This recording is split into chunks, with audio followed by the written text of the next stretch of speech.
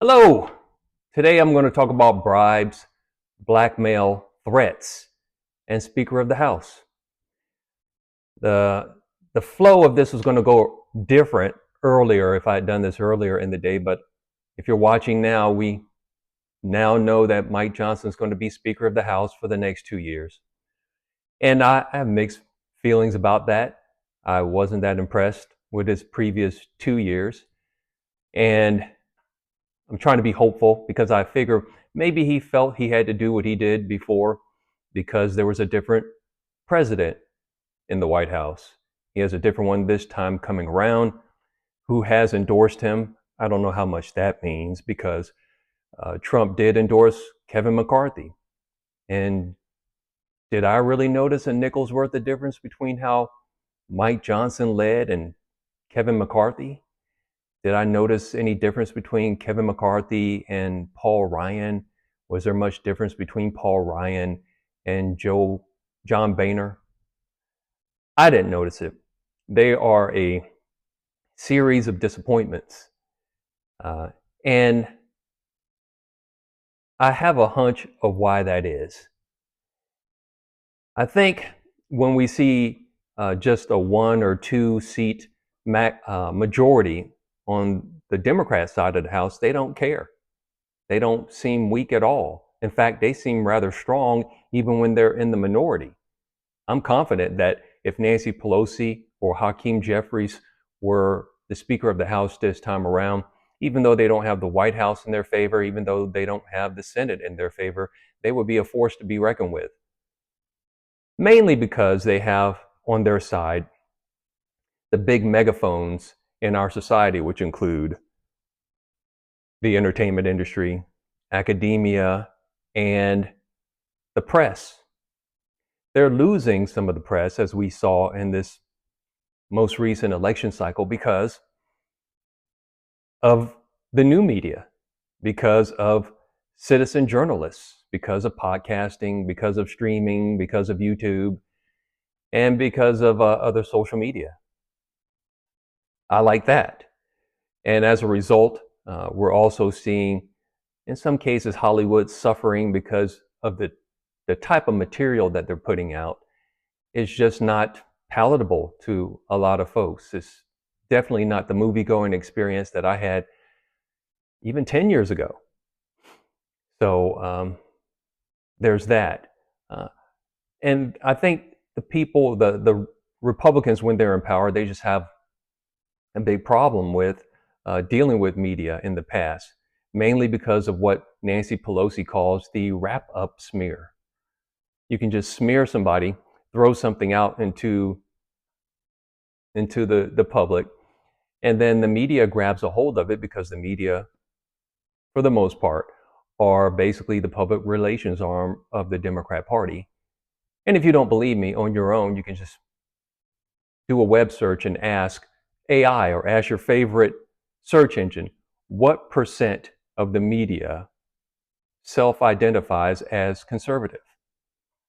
Any search engine, any pretty much any web page you're going to find is going to say about 7 or 8%. That's it. That doesn't mean the other 92, 93% are left wing, but it definitely means these folks aren't excited about identifying themselves as conservative. And you can see it in the reporting. But Nancy Pelosi mentioned the wrap-up smear, where you throw something out into the public, then the media catches a hold of it and starts to report on it.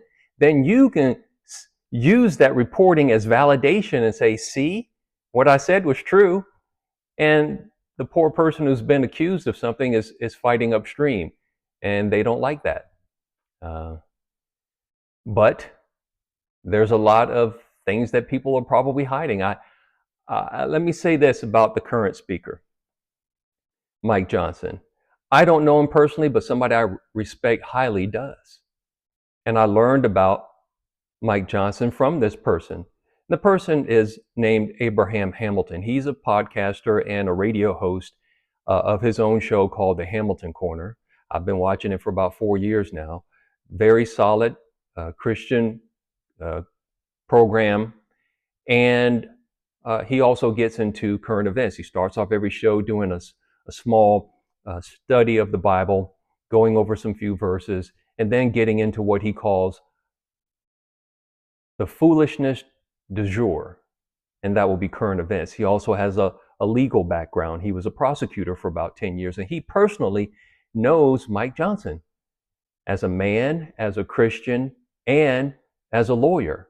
And when Johnson was voted in 2 years ago, he talked about how it was a pleasant surprise, and his listeners should be encouraged and excited because he knows the man personally. After Mike Johnson started leading for a period, and some votes didn't go quite the way MAGA would expect, I noticed that the host, Abraham Hamilton, was being rather quiet about it.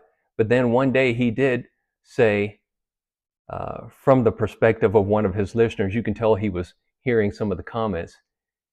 He said, Abe, because his name is Abraham, as if he's heard people say this, Abe, you told us he was good. You told us we can count on this man. And he said, I did. But all I can say is the swamp must be really swampy. The swamp is really swampy. And we'll keep praying for Brother Mike Johnson, and hopefully things will turn around. Well, he's got a new president this time around. We'll see. I watched the speech as he was accepting the vote. I also watched Hakeem Jeffrey's speech. And it's interesting when Democrats are in the minority, they talk about bipartisanship.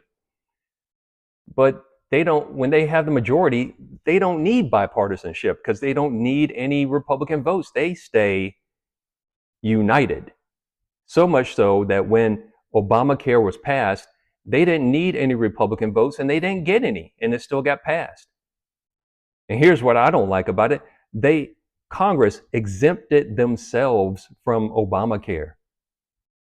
If it's so good, why do you exempt yourself?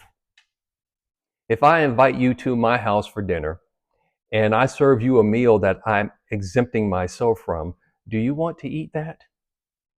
I wouldn't. So all I can say is if Mike Johnson was so surprising in how he led to someone who knew him as a Christian, as a man, and as a lawyer, and knew him as being a solid, principled human being, then in addition to saying that the swamp is swampy, I presume that there's something else going on. And it's one of the three things that I have in the title of this video, which is he's either being bribed, he's being blackmailed, or he's being threatened, or someone close to him is. Bribed, blackmailed, or threatened. So we'll see.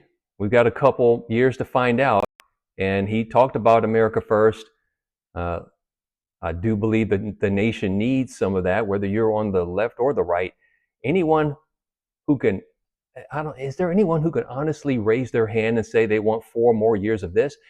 As I've heard some people say, the only folks who have benefited in the past 4 years are the immigrants. Actually, they said the illegal immigrants, but now we're knowing because of the whole H-1B situation, they're benefiting too. The American, the citizen opportunity has suffered a bit. And I've seen your comments, and some of you folks are the ones of you who disagree with me. You're so transparent. You're like glass. I can see right through you. And maybe I'll make a video going over some of the comments, responding to them that way, as opposed to so far all of my comments have been in writing. But you're so transparent. I can see right through you. Either you are personally benefiting from the program, or you know someone who is, and you just can't stand the likes of me, someone like me, calling it out. Someone in the comments even said that, 90% of Americans don't know how to really write a resume. There's no one format. I've been a recruiter myself, and I've seen so many different formats. There's so many. There's no rule about it. And you shouldn't have to be so resume savvy. You should be able to get 1, 2, 3 jobs in your life I don't think my grandfather ever had a resume. I never saw it. I hate having to be so resume conscious. I hate having to break it out.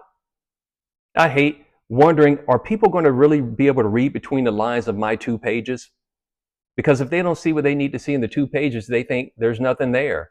That's all there is. I don't want to write a 15-page resume to cover my nearly 30 years of experience any more than they probably don't want to read one. So it takes some skill to be able to read between the lines and understand where somebody really sits. I'm taking a break from giving myself a boot camp on this new material that I have to engage in about a week or so.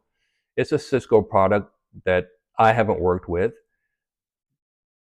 but from 30 years of experience, I know it's not going to be a problem. Technology has never been a problem for me. It's never been. And so I'm going to be ready. And I'm not 100% sure, because of my experience with the DoD, that they're going to be ready. Are they going to have an asset, a computer for me on day one, a phone for me on day one, an email address for me on day one, when they want all of this work done in a handful of weeks? So we're about to see about that. But think about that: bribes, threats, blackmail. That's all there's got to be. That's all I see. Anyway, how are you feeling about the new decision? How do you feel about Trump endorsing Mike Johnson? Let me know in the comments. Like this video, comment on this video, share this video, and subscribe. See you in the next one.